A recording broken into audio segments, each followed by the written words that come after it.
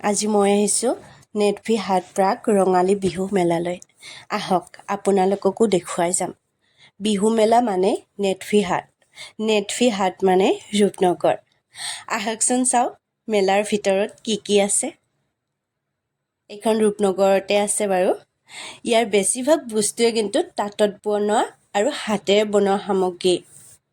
মই প্ৰথমতে ৰুমাল এখনকে ল'লোঁ।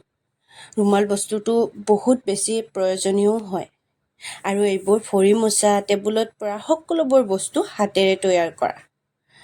আৰু ইফালে চাওকচোন বেগছবোৰ ইমান ধুনীয়া ধুনীয়া কালেকশ্যন, বহুত বেছি ভাল লাগিলে।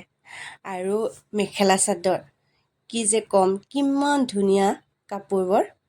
মই পিছে মেৰুন কালাৰযোৰ খুবেই বেছি ভাল পালোঁ, মোৰ ভাল লাগিলে, কিন্তু দামবোৰ অকণমান বেছি হ'লেও মই দাম দৰ খেলাই এই কাপোৰযোৰে ল'লোঁ। বাইদেউ ধুনীয়াকৈ কাপোৰযোৰ দি দিলে। কাপোৰযোৰ মোৰ বহুত বেছি ভাল লাগিল। আৰু এতিয়া মই আচাৰো ল'লোঁ। বাইদেউজনীক গোটেইকেইটা আচাৰ টেষ্ট কৰি চাবলৈ দিলে, বহুত বেছি টেষ্টি আছিল। মই পিছে ভোট জলকীয়াৰ আচাৰহে ল'লোঁ। বাইদেৱে নিজ হাতেৰে বনোৱা আচাৰবোৰ। বাইদেউ বহুত কথাই ক'লে, পিছে মই সেইবোৰ বেলেগ এটা ভিডিঅ' কৰি দিম।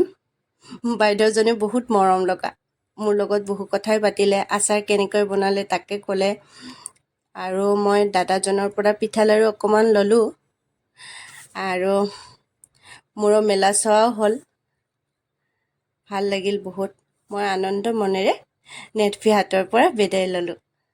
বাৰু আপোনালোকে মোৰ ভিডিঅ'বোৰ চাব, লাইক কৰিব, কমেণ্ট কৰিব বা